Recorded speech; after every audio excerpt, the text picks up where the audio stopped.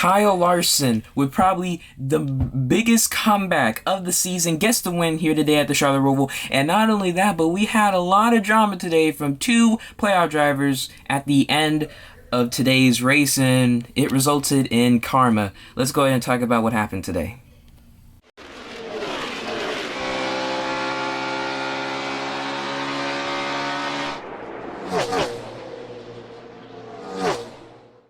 Hey guys, NASCAR Mobile for Day back again, and welcome back to another episode of NRR. In today's video, we're going to be reviewing the 2021 Bank of America 400 at the Roval here from the Charlotte Roval, and it wasn't really the best. I have to say, it wasn't really the most thrilling. Nothing really happened in like the first couple stages, but the last stage was where crap went down and stuff. It was amazing, great racing in the last stage. A lot of playoff implications, drama going out throughout the race. We're gonna talk about it, but yeah, once again, we're gonna go through our top 10 finishers. We're gonna rate the race, talk about the biggest story coming from this race, or after this race. And then we're also gonna be looking at drivers who had a good and bad race, and round it out with the playoff standings, because we are now down from 12 to 8 after this race. So let's go ahead and dive on into this episode.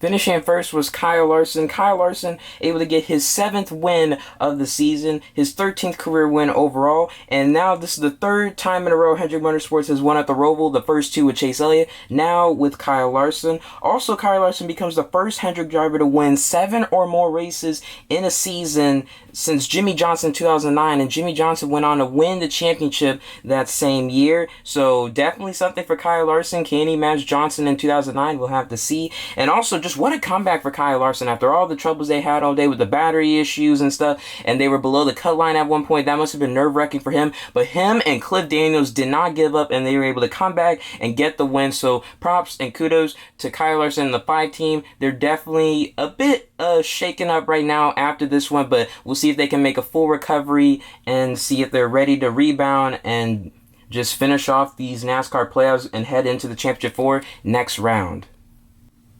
Finishing second was Tyler Reddick. Tyler Reddick now matches his best finish of second, just like how he did it at the Homestead Miami Speedway. Now gets second here today at the Roval. Him and Austin Dillon were running really well today. Austin Dillon fell off a bit towards the end of the race, but Reddick was still hanging on. Almost had the win, just couldn't keep off or hold off Kyle Larson. But still a nice effort for Tyler Reddick, showing that he's actually a pretty solid road course racer in my opinion, and definitely impressed a few other I bet some fans today were impressed, saying how, wow, Reddick's really running well. He's keeping up with Larson, so definitely got to watch out for Reddick on the road courses next year, but a nice solid run for the A team. Finishing in third was Chris Buescher. Chris Buescher came home last week with a 6th place finish at Talladega, getting his best finish of the year. Now today, he gets his best finish of the year. He finishes 3rd at the Roval. Chris Buescher was just doing an amazing job, had a really great race and stuff. Watch out for him next year, because I don't know, the Roval definitely seems like a pretty good track for him. And just on the road courses, Chris Buescher, he's been there and stuff, so he's definitely a competitor on the road courses, so watch out for him. And he just had a nice solid clean race. He did make a bit of contact with some player drivers like Kyle Busch and Joey Logano and stuff, but hey, Rubbins Racing able to get a nice solid top 5 finish for the 17 team. Finishing in 4th was Kyle Busch. Kyle Busch now finally gets his best finish yet at the Roval. His best finish at the Roval coming into this race was 30th, but now he gets 4th, his first top 5 finish at the Roval, and he won stage 1, so it was a really nice solid points day for Kyle Busch and the 18 team. They were definitely a driver to look out for to be eliminated after this one, but he was able to hang on and make it in to the round of 8 for the first time since 2019 and stuff. So we'll see how Kyle Busch can do in the round of 8, because we're going to Texas next week, and he won there a year ago, so watch out for that 18 team. But hey, Kyle Larson, he's still on the rise, so we'll have to watch out for those two, but still a nice solid run for Kyle Busch and the 18 team. Finishing 6th was Denny Hamlin. It's just been a pitch-perfect 6 races so far in the playoffs for Denny Hamlin. 1st at Darlington. He finishes 2nd at Richmond. 9th at Bristol. 1st at Las Vegas. 7th last week at Talladega. And gets 5th today at the Roval. So it just shows Denny Hamlin is very consistent. Could have had the win today. Just didn't really have a great restart. Kind of gotten beaten out by William Byrne, Tyler Reddick, and of course the race winner Kyle Larson. So a nice solid finish for Denny Hamlin in the 11 team. But now it's crunch time. We're in the final round of the playoffs, the round of 8, or actually take the second to last round, the penultimate round of the playoffs. So let's see what Denny Hamlin can do in the 11 team, because we're going to Texas. Hamlin's won there before. Going to Kansas, Hamlin, he's been good there. And we're also going to Martinsville, where Hamlin's won there a bunch of times before. So we'll see how Hamlin can do going into the round of 8. Finishing 6th was Matt DiBenedetto. Matt DiBenedetto gets his best finish since Michigan. It's been a while. He gets 6th place here today. Definitely really good for him, because he could have done really well at Talladega, but got taken out in that final crash before the rain came. But gets a nice solid top 10 finish here. Still don't know the things about where Matt DiBenedetto is going to go next year, because Ty Dillon was just announced to the 94 car for GMS Racing, which is kind of ironic how Ty Dillon's driving the 94 car when he got wrecked by the 94 Chase Elliott back in 2013 at Canadian Tire. So that, I thought that was pretty funny. But still, we'll have to see. Him and Ryan Preece don't have any rides. So we'll see what it looks like for Matt DiBenedetto. But hey, it's still not the end of the season, and we still have a bunch of silly season to talk about, even after the news coming out this morning. So still watch out for DiBenedetto to see if he can get a ride, but still a nice solid top 10 finish for the 21 team. Finishing 7th was Joey Logano. Another solid run for Joey Logano and the 22 team. They got 3rd last week at Talladega and were able to get 7th here today. A nice solid finish for the 22 team. They were a bit scared because I did see him collect damage, kind of damage the hood of the car and stuff he kind of got bumped into. So that was a bit of a concern, but they were able to hang on and get a nice solid top 10 finish. So Logano, Keselowski, and Blaney all make it on to the next round. They're heading into the round of 8, so we'll see what those 3 Penske cars can do, because they're the only full car or full organization that's in the playoffs currently. So we'll see how they can do, but a nice solid finish for Logano and the 22 team. Finishing in 8th was Christopher Bell. Christopher Bell comes home with a nice solid top 10 finish at the Roval after he had some unfortunate mishaps in this race. They had a speeding penalty earlier, which definitely cost them a lot. And then they also ran into the grass and stuff, I believe, inside the racetrack. I believe so. That did suck for them, but they're able to come back, get a nice solid top 10 finish 8th, but that was not enough for them to make it on to the next round, because they did need a win. So that really does suck for Christopher Bell, and the 20 team had a nice solid playoff run for the first time being in the playoffs, finishing ahead of 4 other drivers and making it to the round of 12 is very impressive. So expect something good for Christopher Bell going into next season, or actually during next season. Let's see if he can make it to the playoffs and actually make a deeper run, but we'll have to see for Christopher Bell. But a nice solid finish for them, and we'll see what they can do continue on for the rest of the year. Finishing in 9th was Ryan Blaney. Another solid finish for Ryan Blaney, the 12 team. First driver to ever win at the Roval. They get 9th here today. A nice solid race. They basically stay out of trouble. They weren't really in depth with any battles. They were just a top 10 car all day. They had some nice solid speed. So it's cool for him and his other 2 teammates, all 3 of them, to be in the round of 8 together, meaning there's a good chance that maybe 1 or even 2 of them can make the championship 4. Heck, even 3 of them could make it, because we don't know. The round of 8, it's very questionable after last season when Harvick had 8 wins and did not even make it. But it's the wild card round for a reason, where we see some drivers that we didn't expect to be out, but drivers that we didn't expect to be out, and drivers that we also didn't expect to make it. So a nice solid finish for Ryan Blaney in the 12 team. And finally, rounding out the top 10 and 10th is Alex Bowman. Bowman, just like Kyle Larson, was having some battery issues as well, so that really did suck for Hendrick Motorsports. That's why we need practice and qualifying, so we can sniff out these details. But Hendrick Motorsports, I don't know what they're doing, but they need to get their crap together. I mean, they have to get their crap together. I was going to say something else, but I don't want to get in trouble. But anyway, they still need to get their crap together, and hopefully we don't have any issues like this for any Hendrick cars, because what if this happens to Larson or Chase Elliott in the round of 8? That would be very, very huge for them. So hopefully no more issues with the Hendrick Motorsports cars. And Bowman had a nice solid run. He came back to get a nice solid top 10 finish, which was good, but wasn't enough for him to make the next round because of the wreck at Talladega. He was in a must-win situation coming into this race, and so it does suck for my guy Alex Bowman, but they made a nice solid playoff run. They had a breakout year like I thought they would, and now let's see if they can, or just we can hope for the better next season. And now let's rate this race. This race, early in this race, it wasn't really the most exciting. It just seemed like normal and stuff. Not a lot of drama happened. But once we got to the final stage, it was crunch time. It was go time. It was time to just go for the win and stuff. It was time. You just know what it was. It was just time for everything to go down the way it did today. And it was really entertaining. I really did enjoy it. I was watching that and the Cowboys game at the same time. Heck, the Cowboys game's still going on and we're winning, so that's good. But anyway, it was a very solid race in my opinion and stuff. So I would have to give it a nice solid 9 out of 10. Great road course racing. Charlotte Roval is personally one of my favorite road courses. Heck, I still struggle with it on the NASCAR Heat 5 game. So, but still, it was a nice solid race. I did really enjoy it. Let me know what you guys would give it in the comment section below.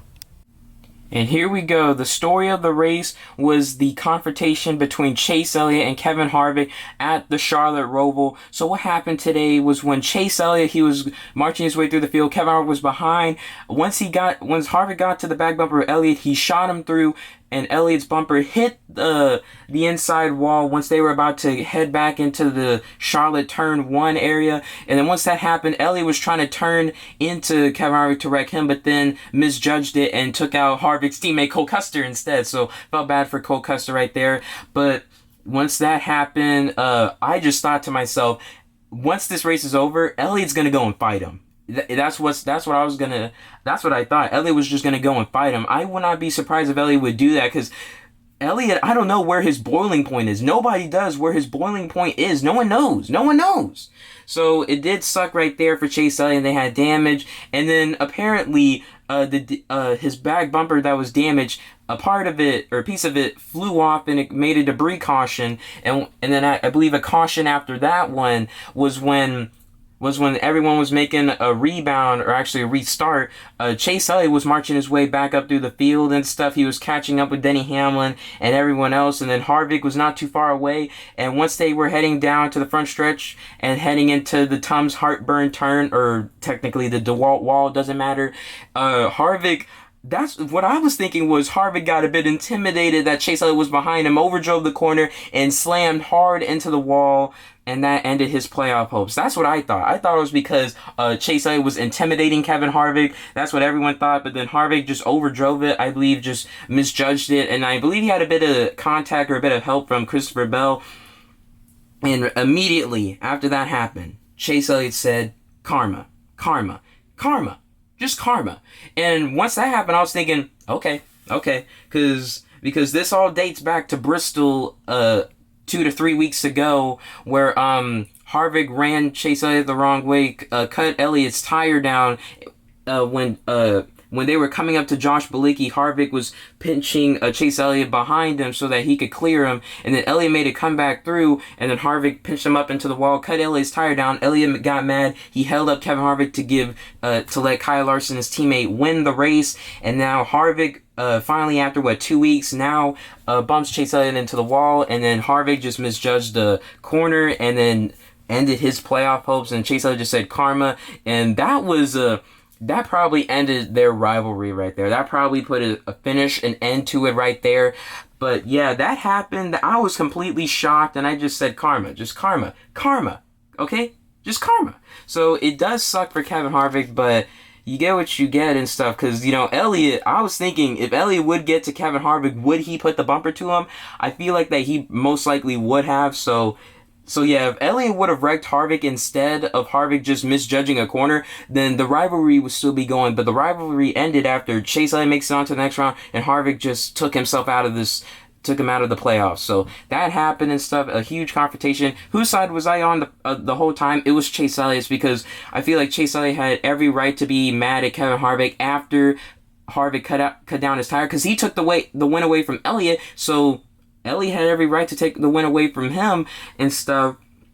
And I guess Harvick was mad and stuff. And Harvick had every right to be mad and stuff, but he can't really put all the blame on Chase Elliott, because he did rub Chase Elliott the wrong way. Because Chase Elliott's not that driver who's just going to let you slide through and make a misjudgment like that, or make a racing deal like that. So that happened and stuff. The biggest story of the race came from that. So Elliott's in the round of 8. Harvick is out. So it was huge. It was a huge deal, but it's over, and I believe the rivalry is over between the two drivers.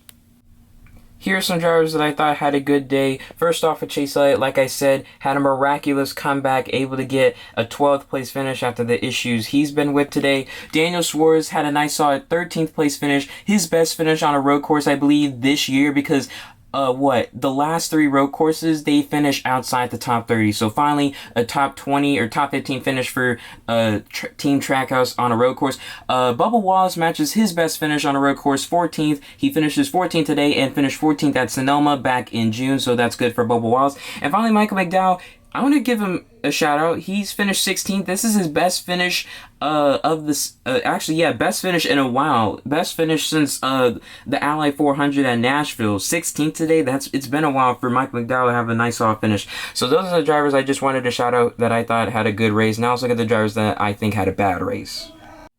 Now, here are some drivers that I believe had a bad race. William Byrne, of course, he was running very well. I believe that he should have stayed out instead of going into pit road, because later in the race he went into the chicane and missed it, had to serve a penalty, and he also hit the wall. So really sucks for William Byrne for his championship hopes or playoff hopes overall to end like that. Austin Dillon finished 15th, which isn't bad, but they were running pretty well earlier, but I don't know what happened to them because they were running at 3rd. So it does suck for Austin Dillon and stuff. I'm not sure what fully happened. Cole Custer, he's been through a lot. He backed into the wall early in the race and got taken out by Chase Elliott on accident. So suck for Cole Custer. Keselowski spun out a couple times, gets 20th today. Not a good finish for them, but they made it into the round of 8 by the skin of their teeth. And now moving on to Chase Briscoe. I just want to shout him out. He finished 22nd. This was his worst finish in a while, and besides, he's had a few run-ins with a couple of playoff drivers, so hopefully there's no controversy there.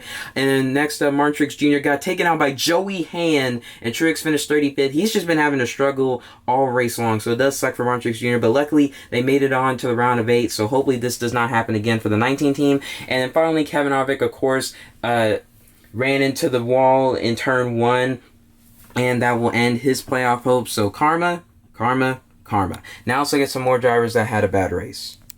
Now moving on to more drivers. Right here, this is supposed to represent AJ Allmendinger. Allmendinger had an engine issue in the race, finished 38th. Really sucked for him. Corey LaJoie also ran into an issue. Him and Joey Hand, not him and Joey Hand, but him and Cole Custer made contact, and Joey Hand was also involved in the number 52. Corey LaJoie DNFs in this race, finished 35th. Ryan Newman finished dead last after hitting the wall after a tire going down on the 6 car. Ross Chastain finished 23rd. I want to mention him because these last 3 races have been terrible for Chastain. 23rd at Las Vegas, 33rd last week at Talladega, and 23rd today. So Chastain really sucks for them because we know how good Chastain is on the road course. Some misfortune for Ross Chastain, the 42 team. Ryan Preece got taken out by Joey Logano early in the race. Just wanted to point that out, but he still recovered, finished 19th. So I would say he had a neutral day. Justin Haley in the 77. I want to shout him out because this is their worst finish in a while as well. He finished 37th, 36th, 37th today. So Spire Motorsports didn't have a good day. So sucks for Justin Haley because he was running pretty well, and he had a nice cool pink paint scheme for breast cancer awareness month. And finally, Kurt Busch in the 1 car finished 25th after he was running in the top 10 early in this race. So does suck for Kurt Busch. He was having a nice solid day. So not really a good day overall for Chip Ganassi Racing. But yeah, those are the drivers who I thought had a bad race. And here are the playoff standings after the Charlotte Roval, now heading into the round of 8 of the NASCAR Cup Series playoffs. You have Kyle Larson in the lead, Hamlin in 2nd, Truex 3rd, Blaney 4th. Then you have the cutoff line. So right now, as of now, this is the championship 4. Now below it in 5th, we have Kyle Busch, then Elliott in 6th. Logano in 7th, and then Keselowski 8th at the bottom of the cut line. So these are the playoff standings now heading into Texas Motor Speedway, the first race of the round of 8. It's going to be a thriller right now. Winner takes all. That's how it is. So we'll see how it goes for the round of 8. But right now, here are your playoff standings after the Charlotte Roval.